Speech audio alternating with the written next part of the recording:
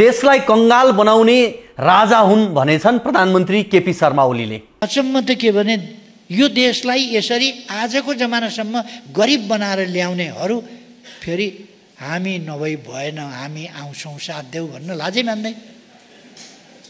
यो देश कंगाल बनाउन तिनीहरू हुन् नि त। हो कमरेड, राजा महेन्द्रले पञ्चायती संविधान लागू गरेर 2019 देखि 2028 सालसम्म जम्मा 9 वर्ष यो देशमा शासन गरेछन्। 2012 सालमा प्रजातान्त्रिक नेपालमा महेन्द्र राजा बने। 2019 सालमा पञ्चायती संविधान जारी गरेर प्रत्यक्ष शासन गरे। आधुनिक नेपालको विकासको आजसम्मको सबै खाका त्यही 9 वर्षको राजा महेन्द्रको शासनको रोडम्याप हो। त्यसैले महेन्द्रले देशलाई कंगाल बनाएकै हुन्। 9 वर्षमा महेन्द्रले हेर्नुस् त 14 अञ्चल र 75 जिल्ला बनाएर कंगाल बनाएछन्। नेपालमा भारतीय पाठ्यपुस्तक प्रतिबन्ध लगाएर कंगाल बनाए। भारतीय मुद्राको प्रचलनमा रोक लगाएर कंगाल बनाए। भारतीय सेनाको नेपालमा उपस्थिति रोकेर कंगाल बनाए। जलस्रोतमा भारतीय हस्तक्षेप रोकेर कंगाल बनाए। पञ्चवर्षीय योजनाको सुरुवात गरेर कंगाल बनाए। राष्ट्र बैंकको स्थापना गरेर कंगाल बनाए। भूमि सुधारको व्यवस्था गरेर कंगाल बनाए। विकेन्द्रीकरणको थालनी गरेर कंगाल बनाए। त्यसैगरी मैयानी हक लागू गरेर कंगाल बनाए। सर्वोच्च अदालतको स्थापना गरेर सेना र प्रहरीको आधुनिकीकरण गरेर नेपाली मन्त्रीमण्डलको बैठकमा भारतीय प्रतिनिधि रोकेर कंगाल बनाए। पूर्व पश्चिम राजमार्ग निर्माण र विदेशी सहयोगमा हाल विद्यमान सबैजसो राजमार्गहरूको निर्माण गरेर कंगाल बनाए। देशी उद्योग धन्दाहरू विकास गरेर भारतीय परनिर्भरतालाई न्यूनीकरण गरेर कंगाल बनाए। वीरगञ्ज चिनी कारखाना, कृषि औजार कारखाना, जनकपुर चुरोट कारखाना, बाँसबारी जुत्ता कारखाना, सिमेन्ट, गोरखकाली टायर, जुट मिल र कपडा उद्योगहरू जस्ता दर्जनौं उद्योग खोलेर देशलाई कंगाल बनाए। त्रिभुवन विश्वविद्यालयको स्थापना गरेर पनि कंगाल बनाए। असंलग्न परराष्ट्र सम्मेलनमा सक्रिय सहभागिता गराएर नेपाललाई कंगाल बनाए। नेपाललाई युएनमा सदस्यता दिलाएर झन् ठुलो कंगाल बनाए। अमेरिका, ब्रिटेन र भारतसँग मात्र सीमित रहेको नेपालको कूटनीतिक सम्बन्ध बढाएर 53 राष्ट्रसम्म मित्रता स्थापना गरेर कंगाल बनाए। महेन्द्रको जस्तो देशलाई कंगाल बनाउने नेतृत्व र योगदान न भूतो न भविष्यती देखिन्छ। राजा महेन्द्रले कृषिमा आत्मनिर्भर बनाएर कंगाल बनाए। त्रिवी युनिभर्सिटी र विमानस्थल बनाएर कंगाल बनाए। गाउँ फर्क अभियान ल्याएर कंगाल बनाए। होइन त ओली कमरेड? अनि अहिले उद्योग बन्द गरेर युवा खेदेर समृद्धि भयो होला, होइन? होइन, के खाएपछि यस्तो भन्न आउने होला?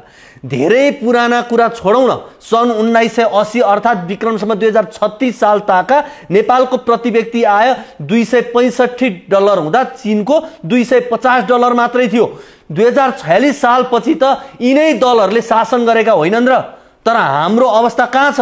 अहिले त्यही चीनबाट पठाएको थाङ्नाले आङ ढाक्न नपुगेर चीनको तुरु प्रयोग गरेर फेसबुकमा हामीले भारतलाई धारे हात लगाउँदै गर्दा चीन र भारत बीच झन्डै $2 खर्ब को व्यापारिक सम्झौता छ। आखिर यो सत्य कसले बुझाइदिने कमरेड ओली? गणतन्त्रले बोल्न दियो भनेका छन्। अनि रेडियो नेपाल, नेपाल टेलिभिजन, गोरखापत्र संस्थान, नेपाल टेलिभिजन चाहिँ कसका पालामा स्थापना भए? राजाका पालामा जुत्ता लगाउन पाइने थिएन भन्नेहरू छन्। अनि बाँसबारी छाला जुत्ता कारखाना कसको पालामा स्थापना भयो? जनताले सस्तोमा स्वदेशी कपडा लगाउन पाउन् भनेर हेटौँडा कपडा उद्योग, बुटोल धागो कारखाना स्थापना चाहिँ कहिले भएको? पढ्न पाइँदैन भन्नेहरूले इतिहास हेरुन्। अधिकांश सामुदायिक स्कुल र क्याम्पस कहिले खुलेका छन्?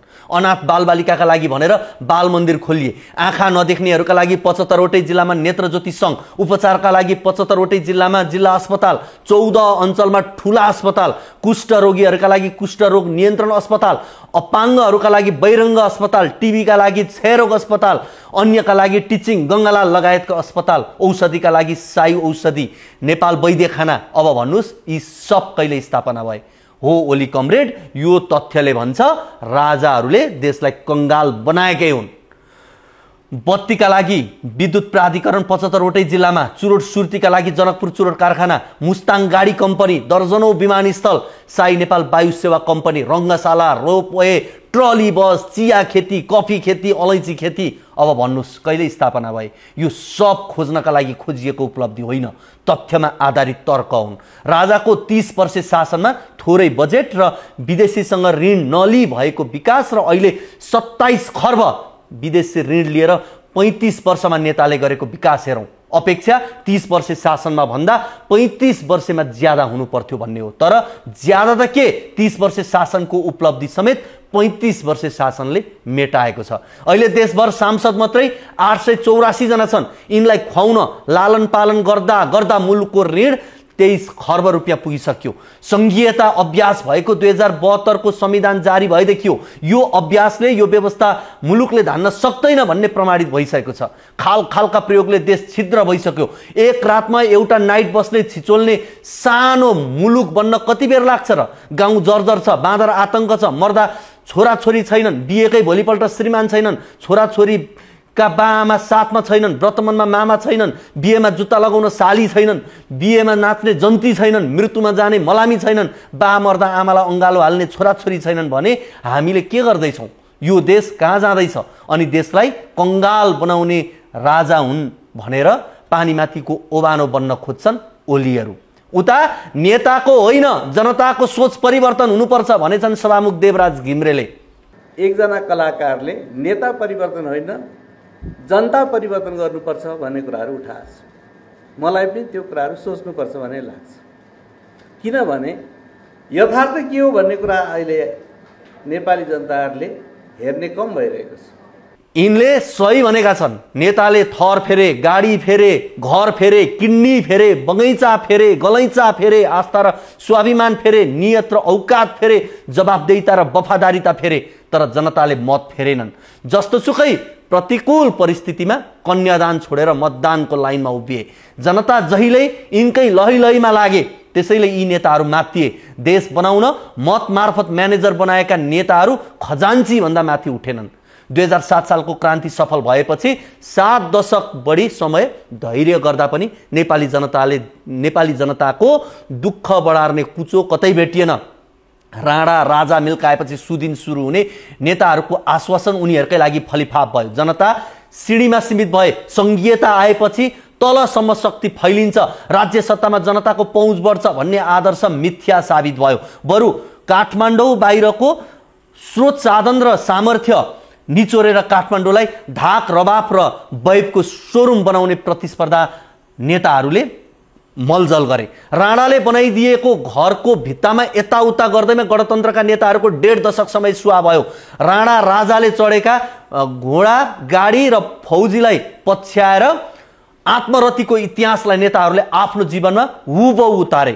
त्यतिले मात्रै त जनताले सहेकै थिए, तर राजनीतिको सटर नै खोलेर गठबन्धनका नाममा सङ्गठित अपराध सहनु परेको छ।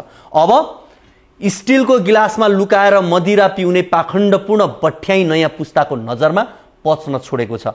आफ्नो छोराको जवानी पैँचो लिएर भोगविलासमा रमाउने धार्मिक पात्र यायती ऋषिको अवतार अब स्वीकार्य छैन। त्यसैले नेता होइन जनताको सोच परिवर्तन हुनै पर्छ।